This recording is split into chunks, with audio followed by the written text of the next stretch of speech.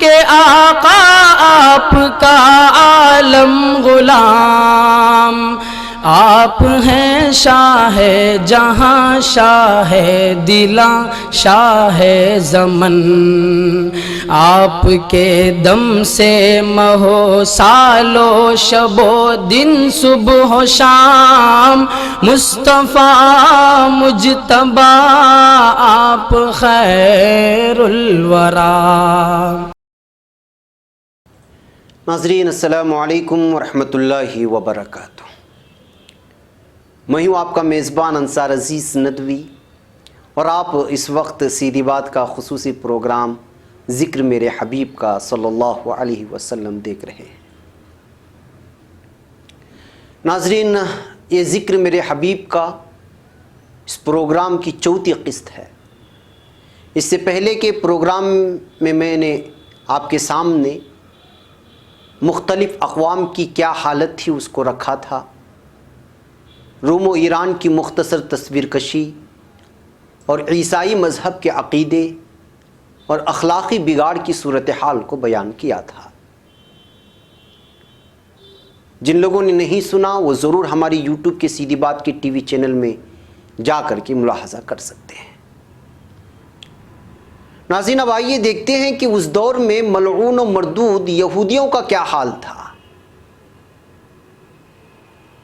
یہودیوں کا ذکر آتے ہی ملعون کا لفظ آنا ضروری مانا جاتا ہے، کیونکہ یہ وہ بدنصیب قوم ہے جس پر اگرچہ اللہ کی بے شمار نعمتیں نازل ہوئیں اور سب سے زیادہ انبیاء کرام اس قوم میں مبعوث ہوئے، مگر یہ قوم ان کی عزت کرنے، ان کی تعلیمات کو اپنانے کے بجائے ہر درمی کا شیوا اختیار کیا، بلکہ انبیاء علیہ السلام کے قتل سے بھی دریغ نہیں کیا۔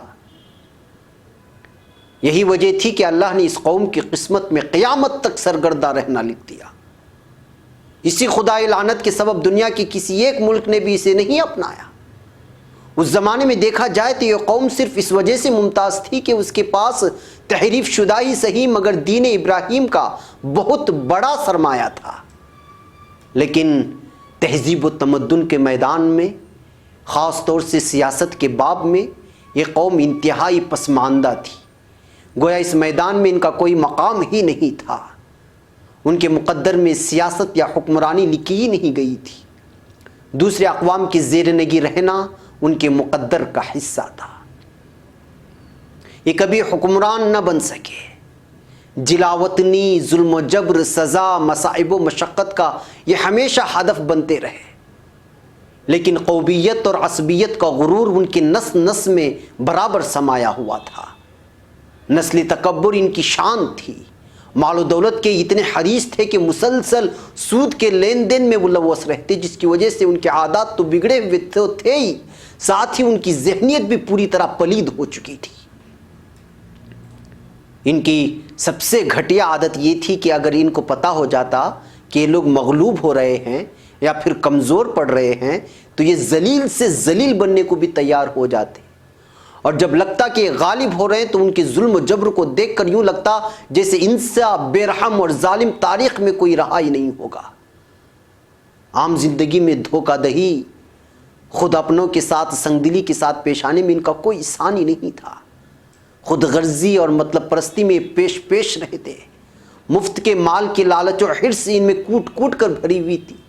حرام خوری ان کا وظیفہ حیات تھا، سیدھے سچے دین کی راہ میں روڑے اٹکانا، عوام کو دین حق کی طرف لے جانے سے روکنا اس قوم کی زندگی کا مقصد بنا ہوا تھا۔ قرآن کریم نے ان کی بدترین اور گھٹیا حالت کا خوب نقشہ کھینچا ہے۔ یوں سمجھیے کہ اخلاقی بگاڑ، انسانیت کی پامالی اور اخلاقی پستی میں ان کی کوئی مثال نہیں تھی۔ یہی وجہ تھی کہ ایک طویل عرصے تک، بلکہ صدیوں کی مدت تک امامت اقوام کی نعمت جس قوم کو عطا کی گئی اور جس قوم میں نبوت کا پرچم بلند ہوتا رہا، اس قوم کو اللہ نے قیامت تک کے لیے مردود و ملعون قرار دیا، اور اس کے ہاتھوں سے زعامت و سیادت چھین لی گئی۔ سوچئے، جس قوم کا اپنا کوئی ٹھکانہ نہ ہو، جو مسلسل سرگرداں رہی ہو اور ایک بستی سے دوسری بستی تک مارے مارے پھرتی رہی ہو، ان کے عقائد کیسے درست اور صحیح طور پر باقی رہ سکیں گے؟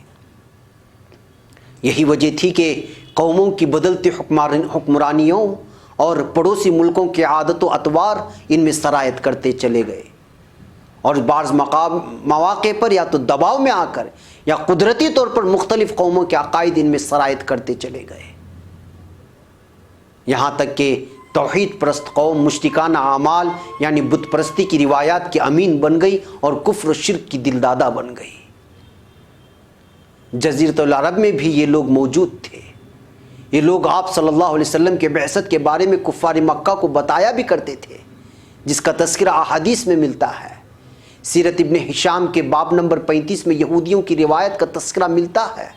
اس میں لکھا ہے کہ ابن اسحاق اور عاصم بن قتادہ کے حوالے سے بیان کیا گیا ہے کہ اللہ تعالیٰ کی رحمت اور ہدایت کے ساتھ ساتھ جس چیز نے ہمیں اسلام کی جانب متوجہ کیا وہ وہی باتیں تھیں جو ہم یہودیوں سے سنا کرتے تھے۔ ہم تو مشرک و بت پرست تھے، اور اہل کتاب ان کے پاس جو علم تھا وہ ہمارے پاس نہیں تھا۔ ان میں اور ہم میں ہمیشہ اکثر لڑائیاں ہوا کرتی تھیں۔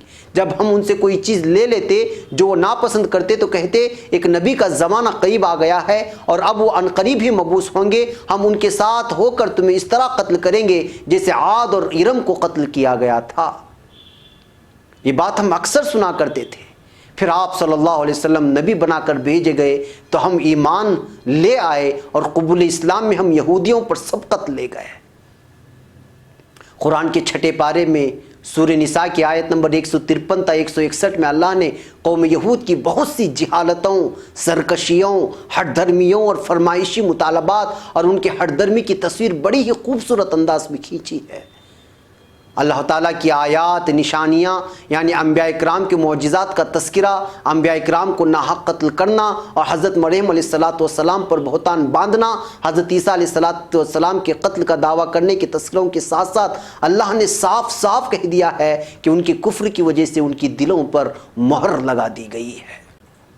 جی ہاں ناظرین میں یہیں پہ آپ لوگوں سے اجازت چاہتا ہوں، لیکن اس سے پہلے آپ سے درخواست کرتا ہوں کہ پیغام فرقان کا اور یہ ذکر میرے حبیب کا کی ویڈیوز کو ثواب کی نیت سے دوسروں تک ضرور پہنچائیں۔ اس کے لنکس کو بھی، اس کے ویڈیوز بھی ہم واٹس ایپ میں پھیلاتے ہیں، اس کو بھی دوسروں تک پہنچائیں۔ ویورز کے بڑھنے یا گھٹنے کا مطلب نہیں ہے، بات دور دور تک جس ذریعے سے بھی چاہے پہنچنا چاہیے، یہی ہمارا مقصد ہے۔ مجھے یہاں پر اجازت دیں۔ السلام علیکم ورحمۃ اللہ وبرکاتہ۔ آپ ہیں عالم کے آقا، آپ کا عالم غلام، آپ ہیں شاہ جہاں، شاہ دلاں، شاہ زمن، آپ کے دم سے مہو سالو شب و دن، صبح و شام مصطفیٰ مجتبیٰ، آپ خیر الورا۔